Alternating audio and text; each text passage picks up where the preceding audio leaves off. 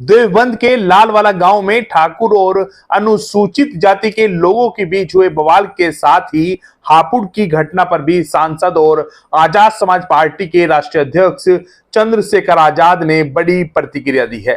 सहारनपुर में रविवार को नगीना सांसद चंद्रशेखर आजाद जिला अस्पताल में घायलों का हाल जानने पहुंचे।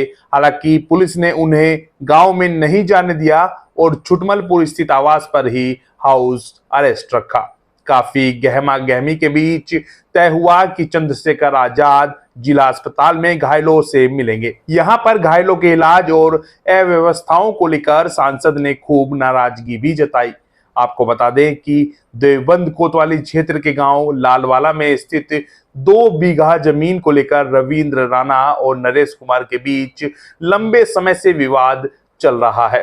शनिवार को एक पक्ष ने जमीन पर कब्जा करने का प्रयास किया तो दूसरे पक्ष ने इसका विरोध किया। देखते ही देखते कहा सुनी पथराव में बदल गई। मीडिया रिपोर्ट्स के मुताबिक दलित पक्ष ने पुलिस पर गंभीर आरोप लगाते हुए कहा है कि भीड़ को तितर बितर करने के नाम पर उन पर लाठी चार्ज किया गया, जबकि ठाकुर पक्ष का कहना है कि जमीन उन्होंने खरीदी हुई है। सुनिए चंद्रशेखर आजाद ने इस मामले पर और हापुड़ की चर्चित घटना पर क्या प्रतिक्रिया दी है। आप जानते हैं कि सहारनपुर में क्या हुआ।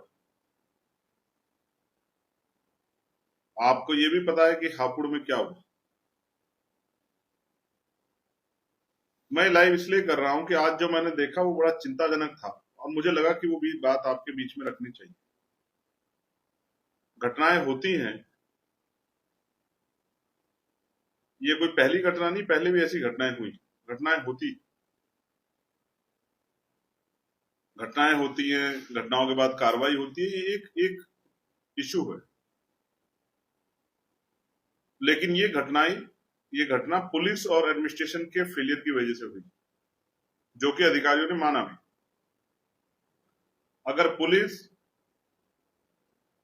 जिम्मेदारी से काम करती तो ये घटना नहीं होती। एडमिनिस्ट्रेशन अगर हालात को के मद्देनजर काम करता तो ये घटना नहीं होती। लेकिन उससे भी अति महत्वपूर्ण ये है, घटना हुई, हमें डिटेन किया गया, वो अलग बात है। उनका ये मत था कि आपके जाने से तनाव पैदा हो सकता है, ये उनका पक्ष था। हमने उनकी बात को माना और अपनी जो गंभीरता है हमारे आंदोलन की, उसको देखते हुए हमने तय किया कि ठीक है, हम गांव में नहीं जाते, लेकिन पीड़ित घायल लोगों से मिलना हमारा कर्तव्य है और सभी को मिलना चाहिए। इसलिए मैं घायल लोगों से मिलने के लिए गया। लेकिन जब मैं घायल बहनों भाइयों से मिला तो मेरे मन में चिंता पैदा हो गई। जो बातें उन्होंने बताई, उन्होंने बताया कि घायलों की संख्या बहुत ज्यादा है, लेकिन पुलिस ने उनको डराया धमकाया कि अगर आपने मेडिकल कराया तो जो मुकदमा हमने लिखा है उस मुकदमे में हम आपका नाम अज्ञात में खोल देंगे।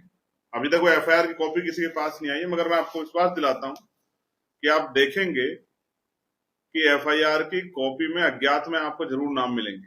यही दबाव उन्होंने बना, ये मुकदमा ही इसलिए लिखा गया पूर्ण रूप से कि जो लोग घायल हैं वो अपना इलाज करा के, मेडिकल करा के पुलिस के खिलाफ और उन अपराधियों के खिलाफ कोई कार्रवाई न करें। लेकिन और चिंताजनक बात आप सुनिए, 4 बजे जो लोग भर्ती हुए हैं उनमें से कुछ लोगों को ये कह के लौटा दिया गया, जो इनको फ्रैक्चर्स है, कि सैटरडे संडे में छुट्टी रहती है, आप सोमवार में आकर मेडिकल कराइए। आप इस बात को समझिए कि अगर कोई व्यक्ति घायल हुआ है और अस्पताल उसकी तत्कालिक छुट्टी कर देता है कुछ ही देर बाद, तो जिससे एहसास होता है कि वो जो उसकी चोट थी वो गंभीर नहीं थी। ये एक प्लान है, एक सोची समझी साजिश। कितने ऐसे लोग हैं जिनके सर फूटे हैं, जिनके हाथ टूटे हैं, पैर टूटे हैं, जो पुलिस के डर की वजह से और इस मुकदमे की कार्रवाई की वजह से सामने नहीं आ रहे। और कुछ लोग वो थे जिनको कल जो 4 बजे से थे उनका एक्सरा भी नहीं कराया। जब मैंने जाने की घोषणा की और प्रशासन को मेरी बात माननी पड़ी, तब उनका, मैं 2 बजे घर से चला हूं, 2:10 पे उनका सिटी कराया गया। उनकी रिपोर्ट तक उनके पास नहीं थी, उनकी चोटों का जिक्र उनके फाइल्स में नहीं है। एक लड़के के आंख पे, यहाँ आंख के नीचे फ्रैक्चर है, नीचे की हड्डी में। मेरे मन में बहुत पीड़ा पैदा की गई सरकार के इशारे पे किस तरह से अन्याय को बढ़ावा दिया जा रहा है और न्याय को रोकने का प्रयास किया जा रहा है। मैं ये बात आपके सामने इसलिए रखना चाहता कि सत्ता का चेहरा कितना घिनौना हो सकता है, मगर मैं आपके माध्यम से बताना चाहता हूं कि इन झूठों मुकदमों से हम लोग नहीं डरने वाले। इन झूठे मुकदमे चाहे आपने सहारनपुर में किया, हापुड़ में, इनसे हम लोग नहीं डरने वाले हैं। इनका हम सामना करेंगे। हम लोग अपने लोगों के साथ खड़े रहेंगे, उनकी आवाज बनेंगे, हम उनको मरने नहीं देंगे। मैं सत्ता को चेतावनी देते हुए कहना चाहता हूं कि जो न्याय आप कर रहे हैं, यह न्याय हम लोग बर्दाश्त नहीं करेंगे। आपके झूठे मुकदमों के आगे हम झुकेंगे नहीं, हमारे लोग नहीं झुकेंगे। हम डरेंगे नहीं आपके मुकाबलों का, झूठे मुकाबलों का, आपकी लाठियों का सामना करेंगे और अपने लोगों की रक्षा सुरक्षा सुनिश्चित करेंगे। ये बात मैं आपको कहना चाहता हूं। आज उत्तर प्रदेश में दलितों, पिछड़ों, मुसलमानों के साथ, कमजोरों के साथ, किसान मजदूरों के साथ, महिलाओं, जिस तरह की हिंसा की जा रही है वो किससे छिपी हुई नहीं है, वो सामने है। मैं बहुत जिम्मेदारी से बात कह रहा हूं कि सरकार को अपना चरित्र बदलना पड़ेगा, वरना जिस दिन दलित, पिछड़े, मुसलमान इकट्ठे होके, आदिवासी, किसान, मजदूर इकट्ठे होके उन्होंने आजाद समाज पार्टी के हाथों को मजबूत कर दिया। आने वाले समय 2027 में तो इस तानाशाही सत्ता का नशा भी उतर जाएगा और इस तानाशाही सत्ता बचेगी नहीं, तानाशाही सत्ता ही पलटी जाएगी। आपको जितना जुल्म करना है, जितनी ताकत लगानी लगाइए, हम अपने लोगों के साथ खड़े हैं। और मैं पुनः बताना चाहता हूं कि आपके झूठे मुकदमों से, आपके किसी भी डर दबाव से हम लोग झुकने वाले नहीं है। अन्याय का मुकाबला सीना तान के करेंगे। हम अपने लोगों के साथ खड़े हैं, हम अपने लोगों को मरने नहीं देंगे। आपके दमन का मुकाबला होगा।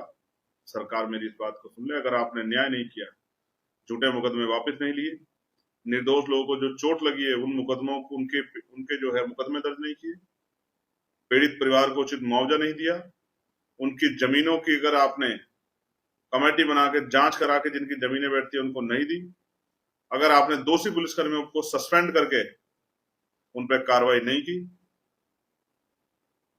देवबंद के सीओ, वहां के इंस्पेक्टर, अगर आपने सरकार के आगे कमजोर पड़े अधिकारियों पर कार्रवाई नहीं की, मंत्री वगैरह कमजोर पड़े अधिकारियों पर कार्रवाई नहीं की, तो हम मानेंगे कि सत्ता हमारे लोगों का दमन कर रही है और दमन करने की नीयत से काम कर रही है, हमारे लोगों की हिम्मत को तोड़ना चाहती है। और पूरे देश को देखना चाहिए, उत्तर प्रदेश के दलित, पिछड़े, आदिवासी, मुसलमान समाज को देखना चाहिए किस तरह सत्ता के इशारे पे आपको दंडित किया जा रहा है, आपकी जमीनें छीनी जा रही है, आपके पास ऊपर लाठीचार्ज किया जा रहा है। पुरुष पुलिसकर्मियों ने महिलाओं के साथ मारपीट की। महिलाएं खुद से कह रही है कि अगर महिलाएं हमें पीटती तो कोई बात नहीं, महिला पुलिसकर्मी, हम लोग इसको अपमान नहीं लेते, लेकिन जिस तरह से पुरुष पुलिसकर्मियों ने, इसकी जांच होनी चाहिए, इस आरोप की जांच होनी चाहिए। ये क्यों हुआ, किसके इशारे पर, किसके फोन आए अधिकारियों के पास, किस दबाव में ये किया गया। आप समझिए मेरी बात को, मैं क्या कह रहा हूं। किस तरह से अस्पताल में इलाज से रोका जा रहा है कि ये ऐसे ही मर जाएं, ये यहां से भाग जाएं। किस तरह से पीड़ितों को कि आप 2 दिन बाद आइए, 4 दिन, मेडिकल को कमजोर किया जा रहा है। किस तरह से जो है लोगों को डराया जा रहा है।